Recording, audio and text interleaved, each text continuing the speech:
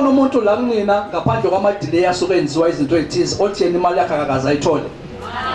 ukhona mangabe ukhumbula kahle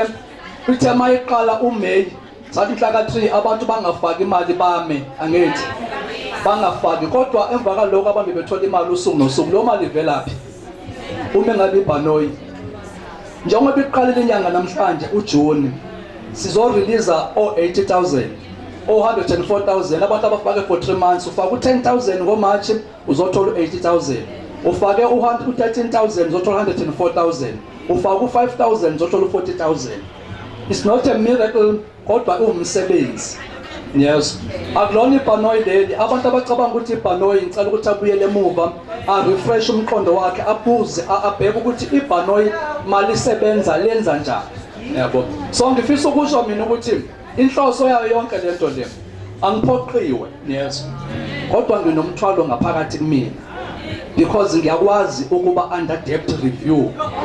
ube kwi-administration ungakwazi ukwenza lutho uthi wena uyoboleka imali ufuna iloan kanti awazi uzozicindezela kodwa njengoba sikhona njengamanje ngithi asizile ukuzochitha imithetho asithi ama-loan makavalwe makaqhubeke kodwa sizokwenza sizogcwalisa sizoguqula iy'mpilo zabantu phela nje and ayikho into engiyithembise ebantwini okanye ngithi hayiyeka kwezinye indawo uze la uzo-investa no ma u-investa la ubheka isidingo naso uyabona mangabe ugula uya kudokotela ozokusiza pertaining kwisigulo ophethwe yisona ngeke uzuye kwi-GP uma wazi ukuthi isidingo sakho sidinga i-specialist udokotela kulesidingo lesi onaso wena uthi mawubheka ukuthi ngizophuma kanjani kule nto le wena awunayo iplan kodwa nginayo iplan ukuthi ungaphuma kanjani I'm not a millionaire anginayo imali kodwa le mali le onayo ingayishintsha impilo yakho ukwenzela i-turnaround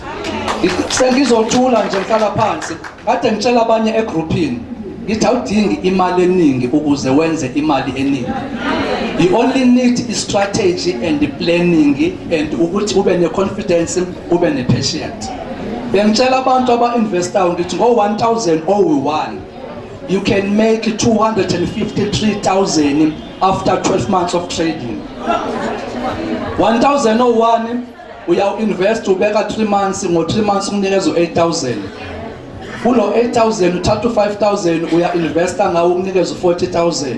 uthatha u-30 ubeke eceleni uthathe u-10 u-investe ngawo lo 10 ukunikeza u-8 uthatha u-60 ubeke eceleni uthatha u-20 u-investe ngawo u-20 ukunikeza 160,000 160,000 uhlanganisa no-6 unikeza u-220 220 plus 30 250 ukuba u-3,000 oqala emalini leyo ngo-1,001 I can raise that 1,000 in 12 months unikeze 253,000 only mawungeke ube greedy ungeke uzuyibhoxe lo mali leyo thatha u-1,000 ubeke eceleni uphonsi in 3 months uzokunikeza 8,000 thatha u-3,000 ubeke ngala thatha u-5,000 uphonsi ukunikeza 80,000 thatha 10,000 upheze ngala ukunikeze ubani u-10 ukunikeza ulento u-8 uthatha u-20 uphonsi ngala ukunikeza 160 ufake imali eyi-1 kuphela u-1,000 nayizwa loo nto leyo so ngicela senzeni kanje lento le isezandleni zenu abantu abazoyimosha inina mhla kwathiwa senisuthi ngendlela enizokwenza ngayo ngizothi ngiyayiyeka i-investment ngiqhubeke with i-security ngiqhubeke ngitrade nabantu abasondelene nami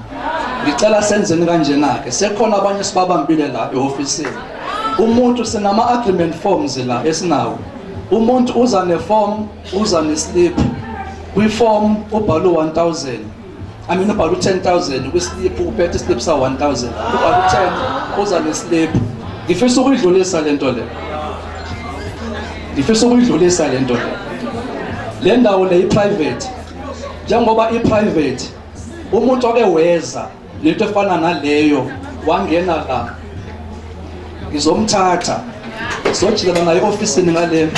ngizomthandazela imbeke izandla zithi ukuqina futhi emva kwaloko mase ngibiza amaphoyisa wozani sengiwenzile umsebenzi sengibhale nestatement ukuthi ngenzeni I'm willing ukuthi ngize ngiye court ngizoliqala idokhethi ngize ngilivale bese nginikezwe SAPS ngicela niqhubeke nayo. Ngiyacela ke ukuthi ungalinge ungizame njengoba ngiphansi nje nguphansi ophansi. Ngicela nje ukuthi wenze umsebenzi wakho uinvest ujabulele imali ungangisukeli. Wamoke wangisukela angifuni ukuvezela inside. Ukuhlakanipha kwakho nje ugcine lapha yami abantu engifuna ukubasiza abantu abanenkinga ngisize labo bantu nje kuphela.